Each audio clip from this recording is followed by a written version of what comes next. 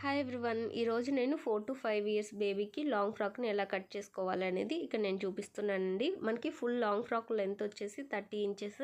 దాంట్లో నుంచి body part కోసం 10 ఇంచెస్ తీసుకుంటున్నాము. బాటమ్ పార్ట్ కోసం 20 ఇంచెస్ అనేది మార్క్ చేసుకుంటాము. ఫస్ట్ మనం బాడీ పార్ట్ కట్ చేస్తున్నాం కదా, సో బాడీ పార్ట్ కోసం 10 ఇంచెస్ అలాగే 1 ఇంచ్ ఎక్స్ట్రా యాడ్ చేసుకొని 11 ఇంచెస్కి బాడీ పార్ట్ అనేది మార్క్ చేసుకోవాలి. లెంత్ వచ్చేసి బాడీ పార్ట్ కోసం మనం కాటన్ లైనింగ్ 1/2 మీటర్ తీసుకుంటే సరిపోతుందండి. ఇక్కడ స్లీవ్లెస్ స్టిచ్ చేస్తున్నాను కాబట్టి నేను 1/2 మీటర్ అనేది యూజ్ చేస్తున్నాను. స్లీవ్స్ స్టిచ్ చేసుకునే పని అయితే 80 సెంటీమీటర్స్ లేదంటే 1 మీటర్ 1 మీటర్ లైనింగ్ క్లాత్ అనేది తీసుకోవాలి.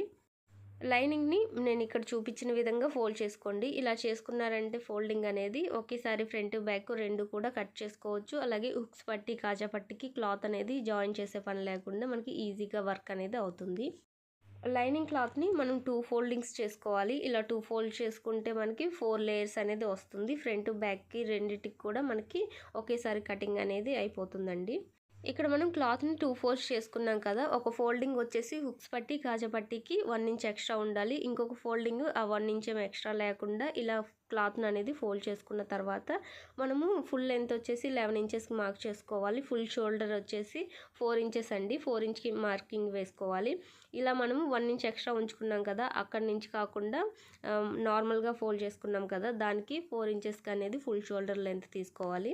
ఆర్మ్ డౌన్ కోసం కూడా మనం 4 ఇంచెస్కి మార్కింగ్ అనేది వేసుకోవాలి. నెక్ డౌన్ కోసం వచ్చేసి 3.5 ఇంచు, నెక్ విడ్త్ వచ్చేసి మనము 1.5 ఇంచ్కి మార్కింగ్ అనేది వేసుకోవాలి. మిగతా 2.5 ఇంచు ఫోల్డర్ విడ్త్ కోసం మార్కింగ్ అనేది వేసుకున్న తర్వాత ఇక్కడ మనం ఎల్ షేప్లో మార్కింగ్ అనేది వేసుకోవాలండి. నెక్ దగ్గర ఆర్మ్ దగ్గర ఇలా ఎల్ షేప్లో మార్కింగ్ అనేది చేసుకోవాలండి. ఇలా చేసిన తర్వాత మనం ఆర్మ్ దగ్గర 1 ఇంచు మార్కింగ్ అనేది వేసుకొని ఇలా రౌండ్ మార్కింగ్ అనేది వేసుకోవాలి.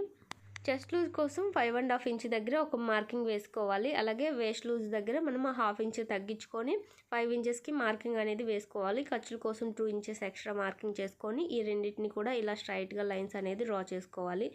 మనం చెస్ట్ లూజ్ కన్నా వేస్ట్ లూజ్ దగ్గర ఒక 1/2 ఇంచ్ అనేది తగ్గించుకోవాలి. అలా తగ్గించుకొని అయినా మార్కింగ్ వేసుకోవచ్చు, లేదంటే మనము ఎగ్జాక్ట్ చెస్ట్ లూజ్ ఎంత ఉందో వేస్ట్ లూజ్ దగ్గర కూడా అంతే మార్కింగ్ వేసుకొని ఆ ఎక్స్ట్రా ఉన్న 1/2 ఇంచ్ అనేది డాట్స్ అయినా వేసుకోవచ్చు.